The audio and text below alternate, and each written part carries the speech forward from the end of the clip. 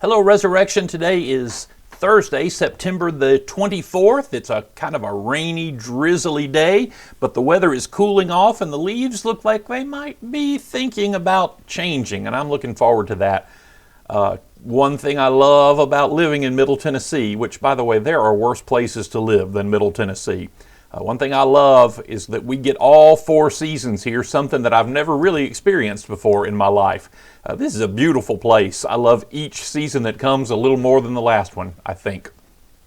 I've got mostly informational things for you today, but I've got some good stuff and want to brag on a few people as well. I think that our children's programs with Elizabeth Nash and our youth programs with George, I think we're really moving along with those, doing some good works. You know, Elizabeth is meeting with kids all through the week, doing catechesis of the Good Shepherd and Christian formation with them. At any time I can walk down the hall and I can hear her back in the back with parents and kids singing songs and reading the Bible and doing all sorts of things. I'm proud of that. George Baldwin, our Director of Youth Ministries, is also hitting it out of the park with our youth, I think, right now. They start out having a good time and they end up learning about Jesus, and my kids are coming home talking about that, and I hope that your youth are coming home talking about it as well. I'm very pleased with that. We seem to be clicking along at the Resurrection, and it feels good. I was going to add an additional Sunday service this week. I was going to add a service outside under the pavilion, but the weather looks to be, I started to say iffy. It doesn't really look iffy at all. It looks like it's going to be rainy, so this is not the week for that. We may try it again next week, but if you can believe this, the next Sunday looks like it possibly could be too cool out there. It's hard to imagine. We're already talking about that. But stay tuned, I'll let you know. I have 3 important things to talk to you about. One, let's talk about the annual meeting. We normally do the annual meeting. We have the annual meeting. We have lunch together. That's always fun. And then we vote for vestry members, and we hear reports from our wardens and things like that. And this year it's going to have to be a little different. The diocese and the chancellors or the lawyers for the diocese, they have clarified some things for us that's going to make it a little easier for us to do in these special situations. So on November 1st, we're going to open our annual meeting, and we will have a 2-week long annual meeting. We will open it up. We will do that virtually, so you don't have to be here in person, and I will do that by introducing some vestry candidates to you and explaining how the voting process will work at that time. And then we will close the annual meeting on November the 15th. Now, you can come to the church on November the 15th, Sunday morning, in person for the annual meeting. We'll take reservations so we don't get too many people, but you can also participate in the annual meeting via Zoom. We'll have it set up on camera. The chancellors have ruled that for this year, virtual attendance will count as attendance, and that's very good because I'm not sure how we get a quorum otherwise. I'm grateful for that.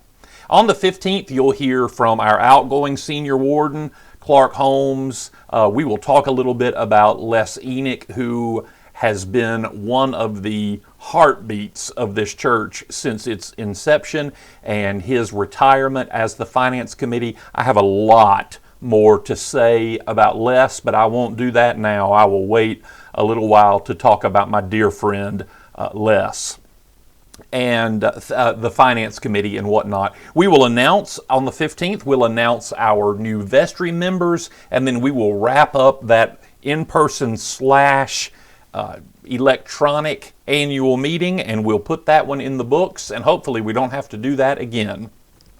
But I think that will work pretty well for us this year. Stay tuned, and we'll be giving you all the information you need about that soon. Now, we have another friend of the parish, Lynn Kelly, and I'm going to start calling Lynn our Diaper Genie because we've heard from the Diaper Genie, and I have put a really great message from Lynn on the church's YouTube page, our YouTube site. If you need to get to that YouTube site, our YouTube page. You can find that information on your e-bulletin. You can search in the YouTube bar. You can search Episcopal Church of the Resurrection. That's how you'll find it. Then scroll down and look for the drawing of our church. We'll be about 3 or 4 on the list. And we'll also link that video in today's e-bulletin, just like we'll link this video. And click on that and listen to Lynn's explanation of why it is so important for churches to provide diapers, particularly diapers, for families who cannot afford them. She has some amazing insights. You know, Lynn worked so closely in a very poor inner city school for quite some time, and she knows the ins and outs of this. Her video is great. I commend it to you. You'll be able to watch that today if you'd like to. Now, the last thing I want to draw your attention to is that we have a great opportunity coming up a week from today, October the 1st. And Vanessa Londino, who most Episcopalians in Middle Tennessee have heard Vanessa Londino's name. Most of us agree that she is the most insightful, gifted Christian counselor that I've ever met. And Vanessa is going to come at 11 o'clock next Thursday, October the 1st. Everyone is invited to this. It'll be during the Women of the Covenant meeting, but we're going to open that up to everyone, not just the members of Women of the Covenant. And Vanessa is going to be talking about grief. Vanessa has such great experience. She's a wonderful grief counselor. She's also one of the most gifted adolescent counselors that I've ever seen, a family and adolescent counselor. She's really, really quite gifted, top-notch. She's tough. She doesn't pull any punches, and you will enjoy meeting her very much. Now, I have never seen Vanessa one-on-one, but the folks who I know who have seen her one-on-one say the only place that she's better than in a group is one-on-one. She is apparently just a very, very insightful counselor. I cannot recommend that to you enough. If you are dealing with the grief that so many of you are dealing with right now, you may want to come and sit and listen to Vanessa for a little while. Highly, highly recommend her to you.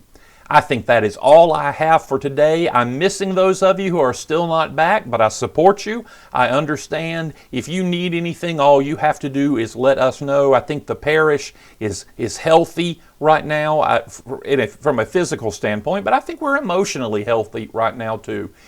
You all watch yourselves. I think everybody on the planet is probably dealing with a little depression right now, and don't let yourself fall into that too much. Reach out to me, reach out to your church, your family, your friends. Be careful, be safe, say your prayers, and I'll see you very soon.